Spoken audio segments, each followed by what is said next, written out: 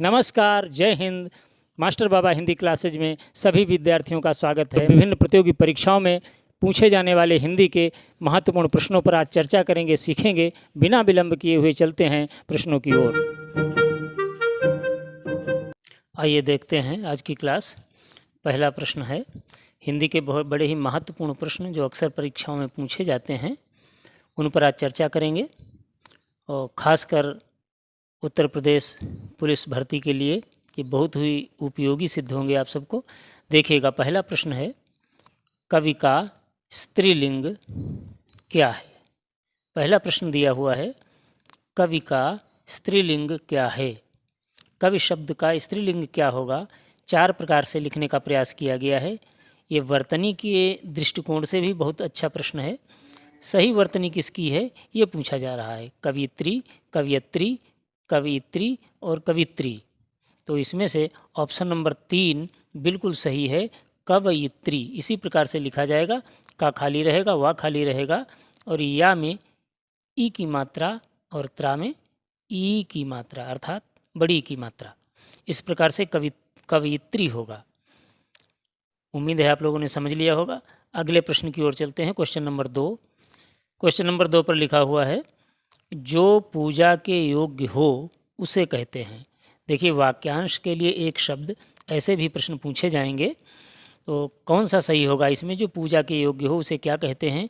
पूजनीय या पूज्यनीय या फिर पुजारी या भगवान, क्या कहेंगे? तो ऑप्शन नंबर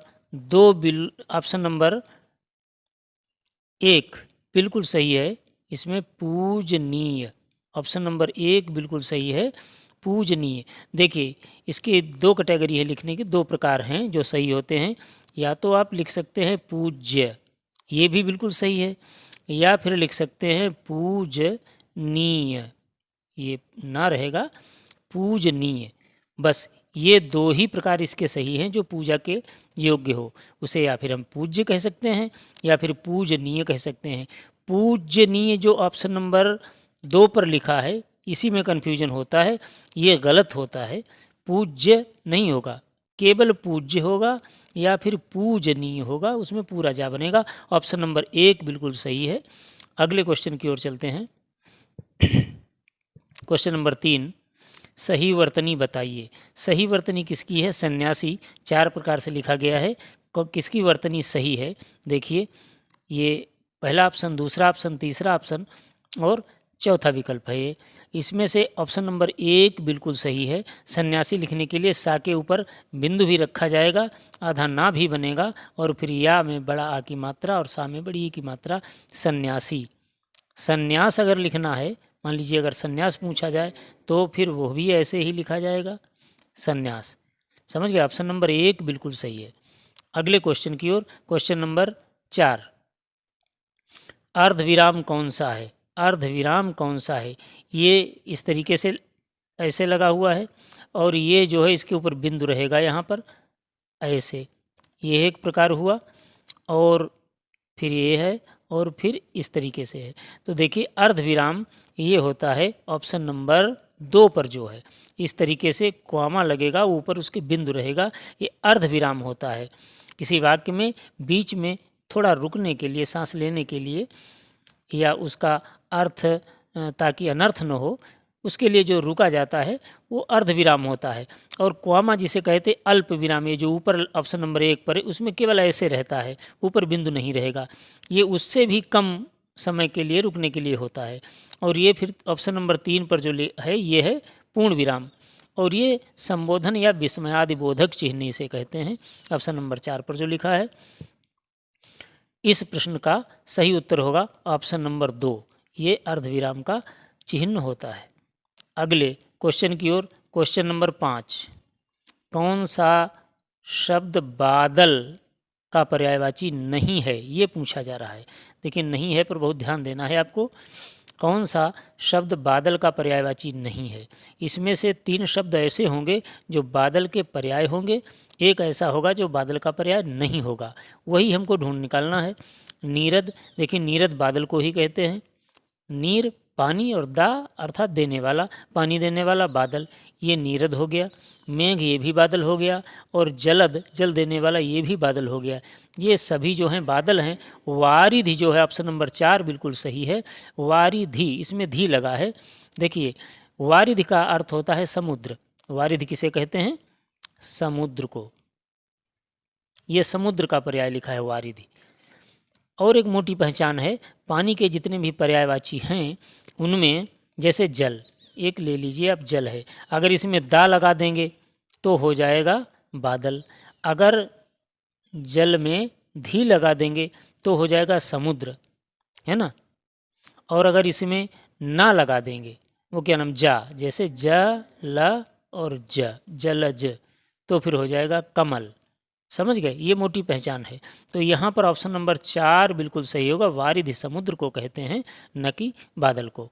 अगले क्वेश्चन की ओर, क्वेश्चन नंबर 6। समष्टि का विलोम है, क्या है समष्टि का विलोम पूछा जा रहा है। समष्टि का विलोम क्या होगा? विशिष्ट, अशिष्ट, व्यष्टि या विशेष। क्वेश्चन नंबर 6 बहुत अच्छा प्रश्न है। देखिए इसका सही उत्तर है ऑप्शन नंबर 3, व्यष्टि जो होता है वो समष्टि का विलोम होता है। जैसे समास का विलोम होता है व्यास, है ना, उसी तरीके से व्यष्टि, समष्टि का विलोम होता है व्यष्टि। यहाँ पर विशिष्ट है ऑप्शन नंबर 1, सभी ऑप्शन देख लेते हैं। विशिष्ट का विलोम होता है सामान्य। विशिष्ट का विलोम क्या होता है? सामान्य व्यक्ति है वो विशिष्ट व्यक्ति है, समझ गए। और अशिष्ट का विलोम होता है शिष्ट। अशिष्ट का विलोम शिष्ट। शिष्ट का मतलब सभ्य आदमी, सभ्य व्यक्ति, और अशिष्ट जो सभ्य नहीं है। और व्यष्टि का तो समष्टि है ही। विशेष का, इसका भी होता है साधारण। क्या होता है? साधारण, या सामान्य भी कह सकते हैं, सामान्य भी और साधारण भी, समझ गए।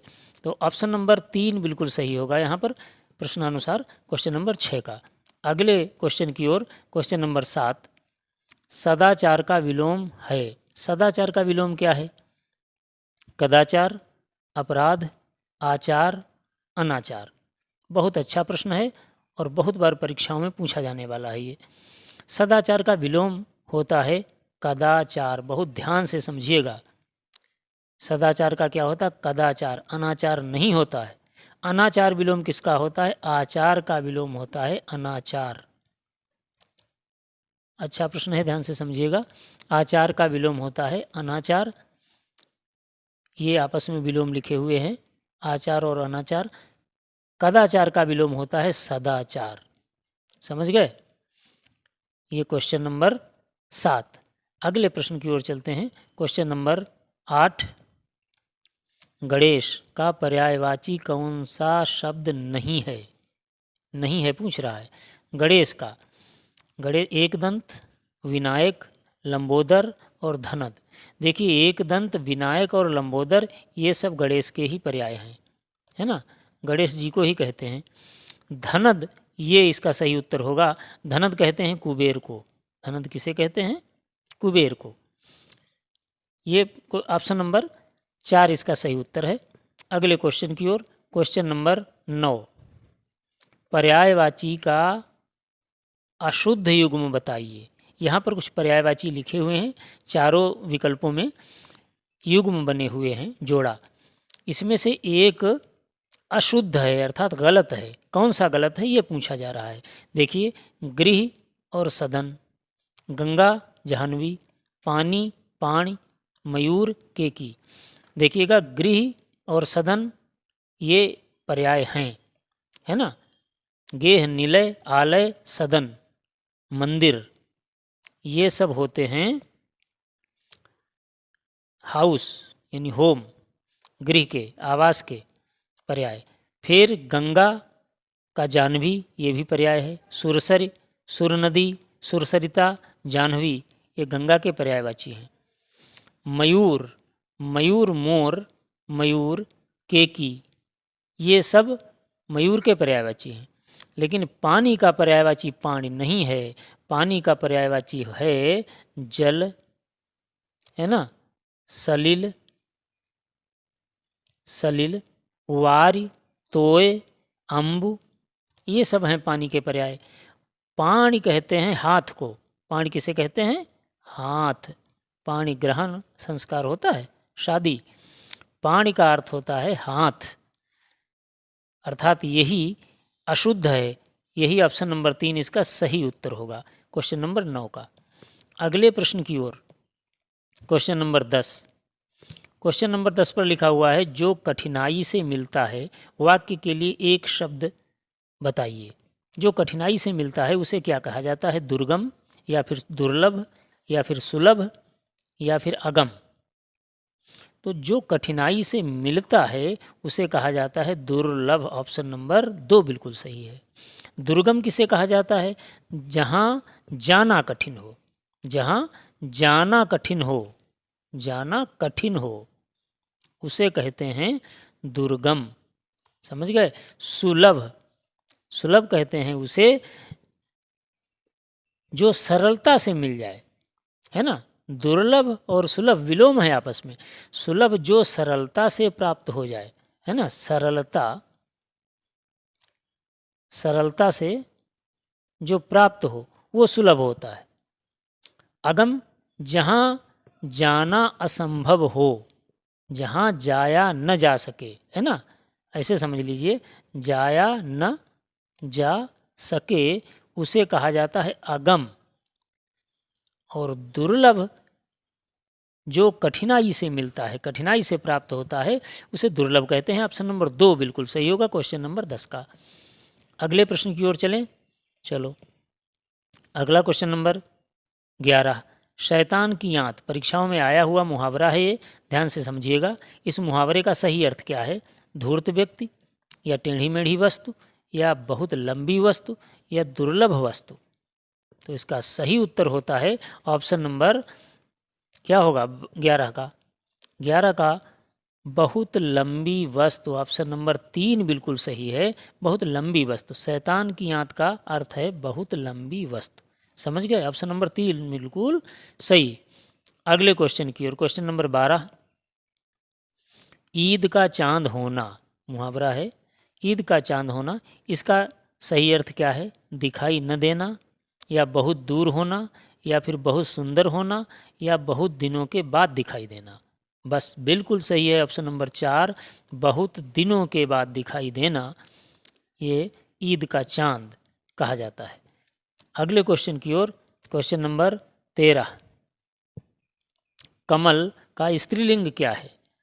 कमल जो है उसका स्त्रीलिंग क्या होगा? कमली, या कमलिनी, या कमलिन, या कमला।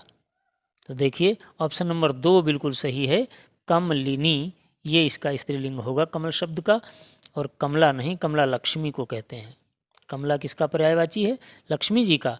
और सरस्वती को विमला कहते हैं, यहाँ पर ध्यान रखिएगा, विमला। कमला और विमला में ध्यान रखिएगा, विमला कहते सरस्वती जी को और कमला कहते लक्ष्मी को। यहाँ पर क्वेश्चन नंबर 13 का ऑप्शन नंबर 2 बिल्कुल सही है, कमलिनी। अगले क्वेश्चन की ओर, क्वेश्चन नंबर 14, कुर्सी पर मास्टर जी बैठे हैं में कारक बताइए। प्रश्न संख्या 14, कुर्सी पर मास्टर जी बैठे हैं, कौन सा कारक होगा? कर्ता कारक, करण कारक, संबंध कारक, या फिर अधिकरण कारक। तो यहाँ पर होगा अधिकरण कारक, पर लगा हुआ है, कुर्सी पर, है ना, कुर्सी पर बैठे। में और पर इसकी पहचान होती है, में और पर जहाँ पर हों वहाँ होता है अधिकरण कारक। ऑप्शन नंबर 4 बिल्कुल सही होगा। अगले क्वेश्चन की ओर, क्वेश्चन नंबर 15, हिंदी में कारक के कितने भेद होते हैं? अर्थात कारक कितने प्रकार के हिंदी में होते हैं? 7, या 6, या 8, या फिर 10।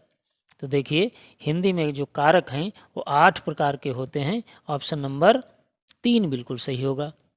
कर्ता ने कर्म को, समझ लीजिएगा, कर्ता ने कर्म को करण से संप्रदान के लिए अपादान से अलग होने पर, संबंध काकी के अधिकरण में पर, और संबोधन हे अरे। देखिए 1 2 3 4 5 6 7 8, 8 प्रकार के होते हैं अधिकरण में पर। अभी पीछे प्रश्न आपने देखा था, मास्टर जी कुर्सी पर बैठे हैं, है ना, तो अधिकरण कारक था। ये जो टेबल है हमने अभी बताया, कर्ता ने कर्म को करण से संप्रदान के लिए अपादान से अलग होने पर संबंध काकी के अधिकरण में पर संबोधन है अरे, ये है आपको याद करना पड़ेगा, अर्थात रटना पड़ेगा, है ना, और कोई इसका विकल्प नहीं। ऑप्शन नंबर 3 बिल्कुल सही होगा। अगर आप इसकी विस्तृत क्लास देखना चाहते हैं तो हमारे इस चैनल पर आप जाइएगा और जहाँ पर कारक विधिवत पढ़ाए गए हैं वो आप देख सकते हैं। अगले प्रश्न की ओर, क्वेश्चन नंबर 16। क्वेश्चन नंबर 16 में लिखा हुआ है, होशियार विद्यार्थी से प्रश्न पूछिए में विशेषण बताइए। होशियार विद्यार्थी से प्रश्न पूछिए में विशेषण बताइए। इसमें विशेषण शब्द कौन सा है, विद्यार्थी या फिर होशियार या प्रश्न या पूछिए? तो इसमें जो होशियार शब्द है यह है विशेषण, समझ गए। होशियार शब्द विशेषण है। 4 प्रकार के विशेषण होते हैं। कितने प्रकार के? 4 प्रकार के। कौन कौन से? बहुत सरल एक ट्रिक है, गुप संसा। गुप संसा विशेषण, बस इतना याद कर लीजिए। गुप संसा विशेषण, गु से हो गया गुणवाचक, पा से परिमाणवाचक, संग से संख्यावाचक और सा से सार्वनामिक। गुप संसा विशेषण, ये 4 प्रकार के विशेषण होते हैं। तो यहाँ पर ये गुणवाचक विशेषण है, होशियार लड़का है। कैसा है? होशियार लड़का है। होशियार शब्द विशेषण है। ऑप्शन नंबर 2 बिल्कुल सही है क्वेश्चन नंबर 16 का। अगले प्रश्न की ओर, क्वेश्चन नंबर 17। राधा जोर से हंसी वाक्य में क्रिया है। राधा जोर से हंसी, इस वाक्य में क्रिया है। कैसी क्रिया है? अकर्मक है या सकर्मक है या द्विकर्मक है या प्रेरणार्थक है? बहुत अच्छा प्रश्न है। क्रिया से प्रश्न पूछे जाते हैं और क्रिया चैप्टर विस्तृत है हिंदी में, इसलिए आपको विधिवत समझना पड़ेगा। पिछली क्लास आप हमारी देख सकते हैं जो पहले पढ़ाई गई हैं, वहाँ पर क्रिया के बारे में। यहाँ हम प्रश्नानुसार केवल बात करेंगे। राधा जोर से हंसी, इसमें कौन सी क्रिया है? सकर्मक है या अकर्मक है? तो इसमें क्रिया है क्वेश्चन नंबर 17 में अकर्मक। कौन सी है? ऑप्शन नंबर 1 बिल्कुल सही होगा। इसमें कर्म नहीं है। देखिए, कुछ क्रियाएं ऐसी होती हैं जो हमेशा अकर्मक ही रहती हैं, ध्यान से समझ लीजिएगा। जैसे हंसना, हंसना अकर्मक ही रहती है क्रिया हमेशा। रोना, ये अकर्मक। सोना अकर्मक, समझ गए। दौड़ना अकर्मक। इस तरीके से ये कुछ क्रियाएं होती हैं जो अकर्मक होती हैं, है ना। बाकी जैसे खाना है, पढ़ना है, लिखना है, गाना है, ये सब होता है, ये सब होती हैं क्रियाएं सकर्मक। सकर्मक जहाँ पर कर्म के साथ में प्रयोग किया जा सके वे सकर्मक होती हैं, और ऐसी क्रियाएं जिनका प्रयोग कर्म के साथ नहीं हो सकता है किसी भी स्थिति में, वे अकर्मक कही जाती हैं। अब द्विकर्मक, द्विकर्मक ऐसा कोई वाक्य जिसमें 2 कर्म हों, है ना। ऐसा कोई वाक्य जिसमें 2 कर्म हों तो वहाँ पर द्विकर्मक क्रिया होती है, समझ गए। यहाँ पर क्वेश्चन नंबर 17 का ऑप्शन नंबर 1 बिल्कुल सही है, अकर्मक क्रिया। राधा जोर से हंसी। अगले प्रश्न की ओर, क्वेश्चन नंबर 18। वह खाता होगा वाक्य किस काल का है? काल से संबंधित प्रश्न पूछे जाएंगे आपसे, भूतकाल, वर्तमान काल और भविष्य काल। तो किस काल का ये वाक्य है? भविष्य काल का है या संदिग्ध भूतकाल है या संदिग्ध वर्तमान काल है अथवा संभाव्य भविष्य काल है? कौन सा काल है ये? क्वेश्चन नंबर 18, ऑप्शन नंबर 3, संदिग्ध वर्तमान काल। ये संदिग्ध वर्तमान काल है। वह खाता होगा, और वास्तव में खाता है या नहीं क्लियर नहीं है। संदिग्धता, संदिग्ध है ना, संदिग्धतापूर्ण स्थिति है, संदेह की स्थिति है कि वह खाता होगा, समझ गए। अब आप यहाँ पर होगा जो शब्द लगा है, इससे ये कन्फ्यूजन होता है कि ऐसा तो नहीं है भविष्य काल का हो, लेकिन नहीं, अगर ये भविष्य काल का होता तो फिर ये शब्द ये वाक्य कैसे बनता? वह खाएगा, समझ गए। वह खाएगा, ध्यान से समझिएगा, वह खाएगा। अब ये हो गया भविष्य काल, समझ गए। होगा नहीं, खाएगा, इस तरीके से ये अंतर है इसमें। अब संदिग्ध भूतकाल कैसे होगा? उसने खाया होगा, उसने खाया होगा। देखिए, खाया शब्द आएगा यदि यहाँ पर और उसने हो जाएगा तो फिर ये संदिग्ध भूतकाल हो जाएगा। लेकिन यहाँ पर खाया नहीं, खाता है ना, ये प्रेजेंट टेंस है, तो यहाँ पर ये संदिग्ध वर्तमान काल है। ऑप्शन नंबर 3 बिल्कुल सही होगा क्वेश्चन नंबर 18 का। अगले प्रश्न की ओर, क्वेश्चन नंबर 19, पुस्तक पढ़ी जाती है में वाच्य बताइए। वाच्य किस वाच्य का? 3 प्रकार के वाच्य होते हैं, कर्तृवाच्य, कर्मवाच्य और भाववाच्य। जो क्रियावाच्य लिखा हुआ है ये तो केवल विद्यार्थियों को चकमा देने के लिए, भ्रमित करने के लिए लिखा हुआ, क्रियावाच्य कुछ नहीं होता है, समझ गए। तो इसमें से कौन से वाच्य का ये है वाक्य है, ये पूछा जा रहा है।